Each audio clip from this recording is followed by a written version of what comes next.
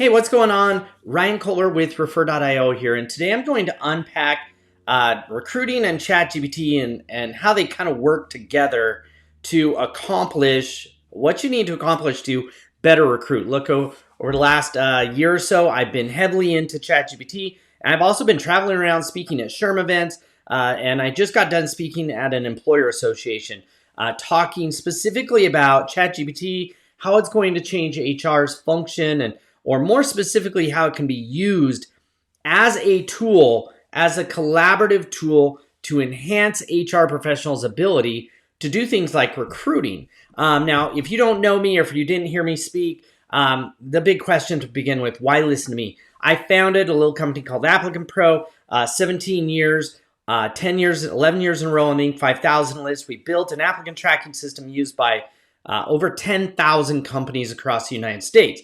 But I also built this little side business about 5 or 6 years ago called Refer.io, and we send job seeker job alerts. We just sent our 1 billionth email this year alone. We send about 100 million emails a month on behalf of employers, alerting job seekers about new openings, giving them career advice, telling them more about their culture, etc., etc. But I also, at Applicant Pro, built my own talent engine. We grew from one part-time mom to almost 300 employees, 80% female, 75% mom. But the big thing a year ago when I left Applicant Pro was our end final stats. We had 35, almost 40,000 followers receiving our email job alerts and career advice.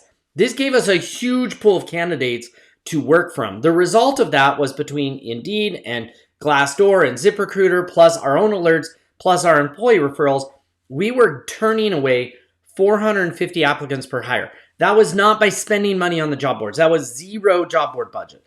Literally, we built up our own engine that we could pull the lever whenever we wanted, and applicants would come out of it. Now, clearly, that's a lot of screening to do. We had to build in screening and automation and assessments. But the real important number to see here is this referral number. 20 referrals per hire. Just think about how that would change the quality of applicants you were receiving. Think about how that would change your ghosting. Ghosting comes from the fact that the job seekers who are applying for jobs don't really know you, don't know what makes you different, don't know what makes you special. They're not applying to work for you as a company. They're applying to work for that job you posted. Now, when you start getting employees or job seekers who are applying to work for you as a company, either because they heard great things about you, they've been receiving great content from you, or they heard something from one of your employees, they're much less likely to ghost. They're a much more qualified candidate, much more likely to be excited about working for you. And so at the last event I was at, I ran a bunch of polls. One of the polls was how HR was feeling about recruiting. If you look at your LinkedIn feed, you might see all of these layoffs, and you hear about all these job seekers complaining about not hearing back from recruiters, not being able to get a job, etc. It might cause your brain to think, oh my gosh, things have shifted and it's now an employer's market again. It should be easy to recruit.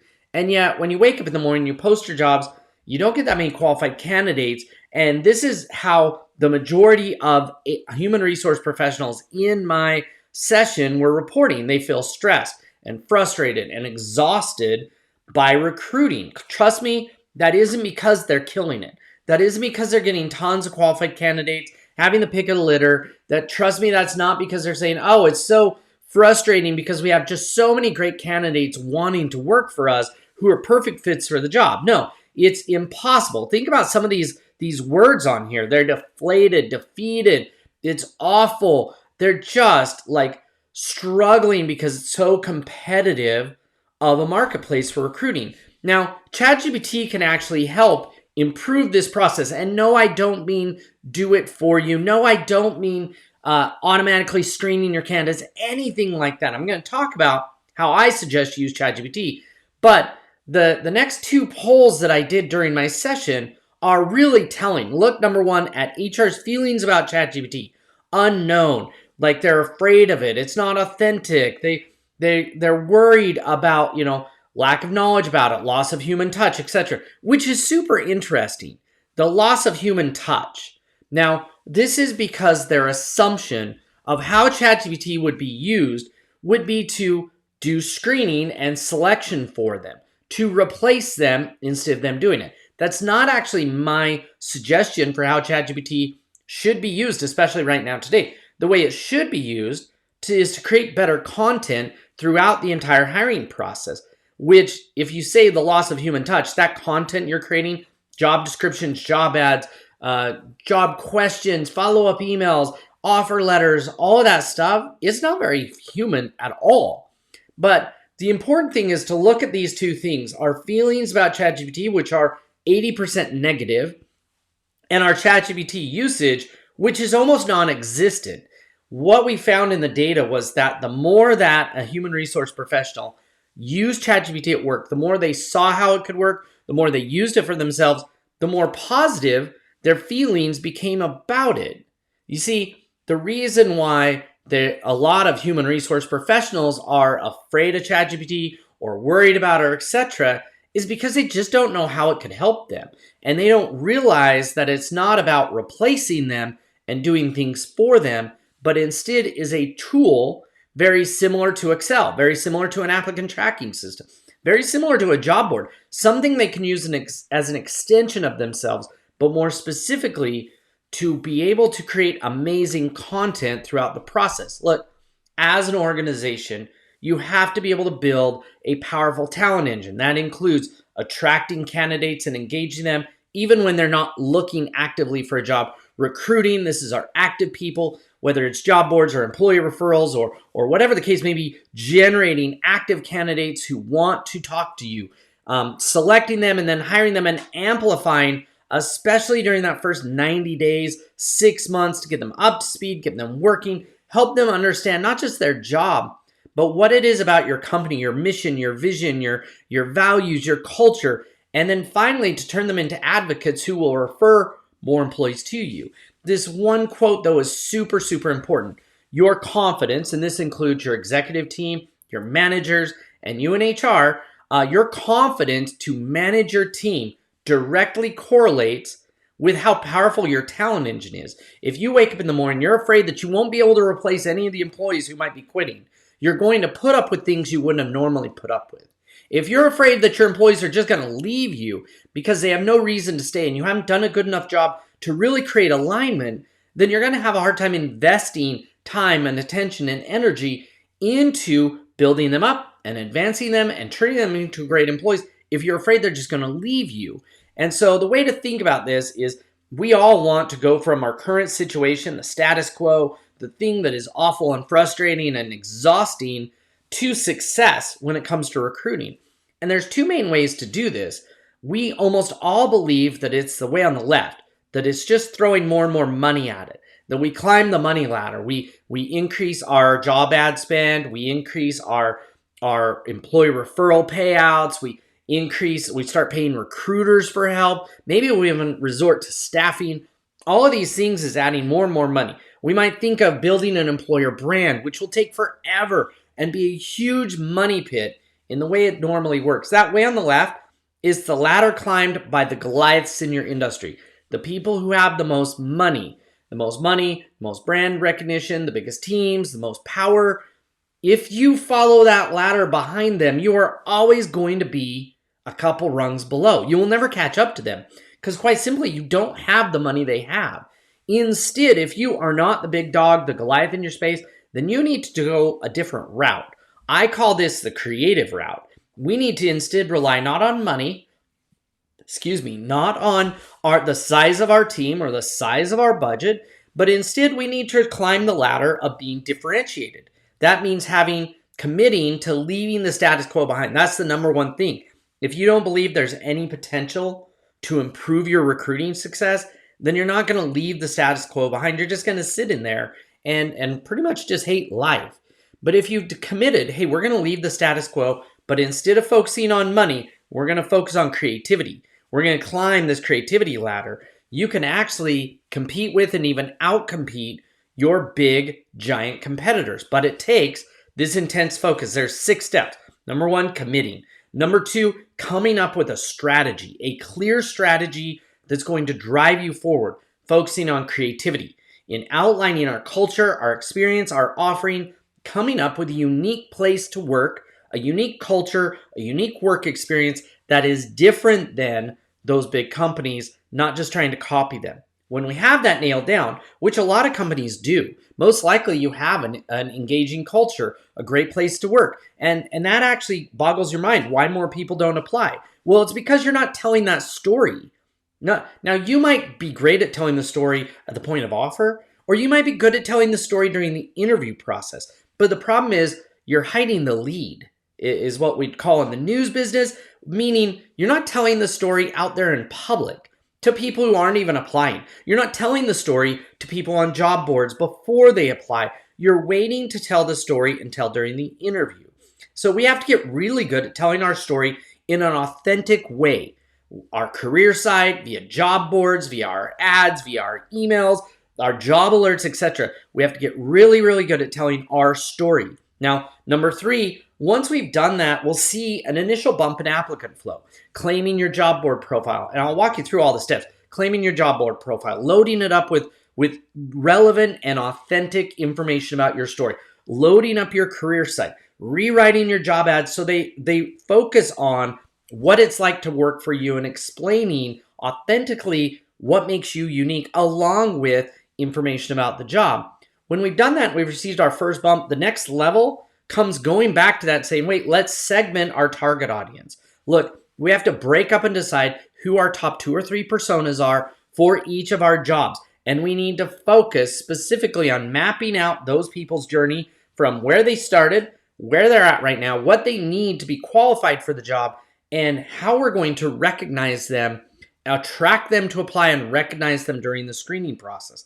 Also, a lot of these people might be diamonds in the rough, which means identifying them can be a little bit more difficult in the screening process because we can't just look at experience and education. We've got to be able to identify them, but more importantly, we've got to prepare that when we hire them in the first 90 days, 3 to 6 months, that we give them the tools, the training, the knowledge, the clarity, the visual, like transparency into what's going on throughout the organization so they can become successful. By segmenting, it will then give us an idea of what substance, what content we need to create throughout the entire journey, not just a job ad, but how do we attract them? How do we train and engage them and kind of start to build our culture into their mind before they even apply, during the application process, during the hiring process, and then post-hire in that first 3 to 6 months. And then finally, we can look at the systems that we have and ensure that the system we have in place consistently deliver that content, drive engagement, and pull job seekers through the process. Now, think about this for a minute. I'm a software guy. I build applicant tracking, and I held software to the last step. This is actually the biggest misconception and the biggest mistake that most organizations make. They believe that the problem with hiring is they can just throw some software at it.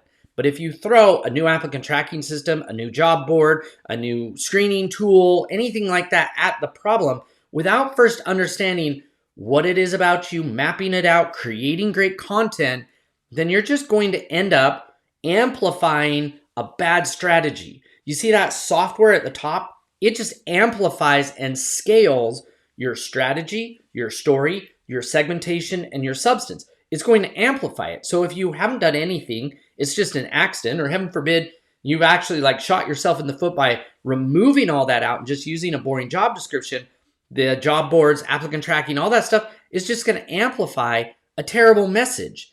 It's not going to make you better. It just might make you faster to get to the same wrong result. So how do you do that? First off, you have to shift your paradigm. Instead of just focusing short term on filling this one job, we have to zoom out and focus long term on building an engine for our company. Think about it from a financial statement standpoint. When we zoom in, we're looking at recruiting as an expense. We hire people to do a job, there's an expense, and we're done. Instead, we need to zoom out and say, how do we build our talent acquisition and onboarding into an asset that drives this forward? All of these investments that we make, yes, it's an expense to spend money on job boards and spend energy and time recruiting candidates. But if we take and hire one of them and throw away the other 100, we just threw away our future asset that we could have built in and started engaging with them because they're our future applicants. So it starts by changing your paradigm and your focus to say, we're going to be long-term focused, not just short-term focused. Number two, we're not just going to focus on us. We're going to focus on who it is that we want to hire, where they're at, and bring them through the process and the journey of getting on board with us and becoming successful. It's broadening that out from just we need to attract candidates, pick one and hire, to instead we need to build a crowd or a following of people who are future talent. We need to bring them into the fold, teach them about us, build up our brand with them. And by brand, I don't mean logos and colors. I mean our brand of what our culture is, what our values are, and adding value to them by helping them prepare for that job. And then finally, when we do hire them, we have to actually add value by scripting out the first 90 days, the first 6 months, not just in teaching them what they need to do each day at the job, but helping them understand our industry, our company, our competitors, our customers, our mission, our vision, our values, all those things that will give them the context to become a great employee for us. This is the focus you need to have. Next up, we need to make sure that we're not just focused on urgent candidates and short-term results, that we also are allocating time to urgent branding. That urgent branding would be job board branding, right? Claiming our job board profiles, loading up great careers content, loading up answers to questions, driving our employees to add reviews, and then also strategic from a community standpoint, making sure that we're engaging people that we don't hire, that we're engaging our future hires by treating them right short term and by adding value to them long term to build up a brand as an employer of choice, not just because our employees love working for us, but because we actually add value to their lives. Now, when we zoom in on the actual recruiting funnel and you look through this kind of step-by-step process of first starting with identifying who do we want to hire, who do we want to clone, driving down of where are they at now, why would working for us be an upgrade, how would they know it, how good is our ad, does it make the case for us, what are the next steps, etc. You'll see here on the right, it requires a lot of content and not the content you currently have, because the content you currently have, job descriptions that are boring, too legal, too many bullet points, instead writing job ads, creating job personas, requisitions and job descriptions are what got you into where you're at today. The future is not a better requisition or a better job description. The future is to take those things and also add to them job personas that are focused not on what the manager wants, but what the job seeker wants that you want to attract. Building the value proposition of what you have to offer.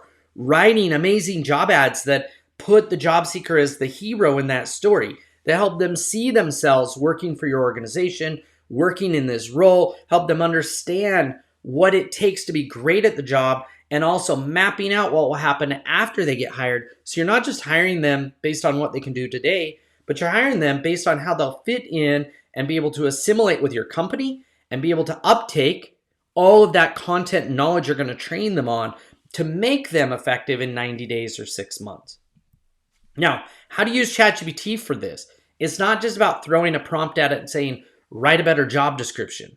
That's not the way to use it. The way to use ChatGPT is as an extension, as your writing and drafting assistant. It can brainstorm out your strategy. It can brainstorm out your culture and your uniqueness. It can help you brainstorm by taking information from your employees and plugging it in there to come up with your values and all of those types of things. It can outline the questions you need to ask your managers, ask your executives and owners, ask your employees to figure out why they love working for you and what makes you unique.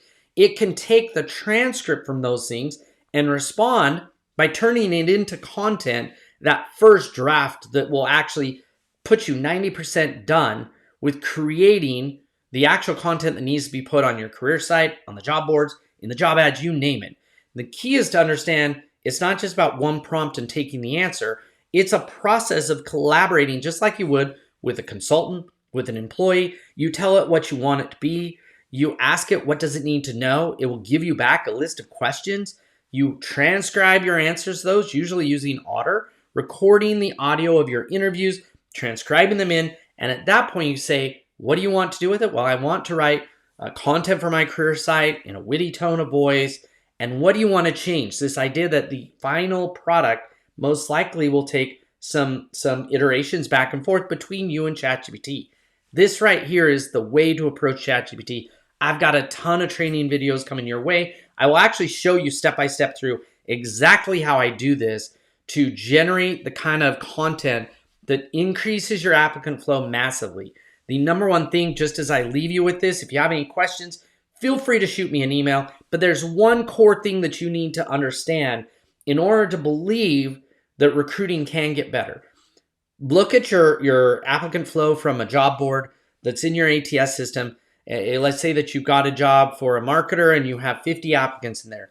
The number one misconception is that most employers believe if there's 50 people there, that there's maybe another 50 people out there and that's it. That's simply not real. For every one applicant that is in your system, there are as many as 100 to 1,000 more out there searching for your job in your area that either never see your job because it didn't show up in the list on the job board, or they see it but they don't click, or they click but they're not engaged enough by your ad to actually apply, or they start applying and they don't finish. You see, now some of those people might not be qualified, but if I'm telling you that for every one applicant, there's 100 more out there that you just didn't get in front of because your process isn't working, your strategy isn't working, your content isn't working. And so stick around. If you have any questions, I'd love to hear them. Shoot me an email, Ryan at Refer.io. Otherwise, I hope to talk to you soon, and we'll talk to you later.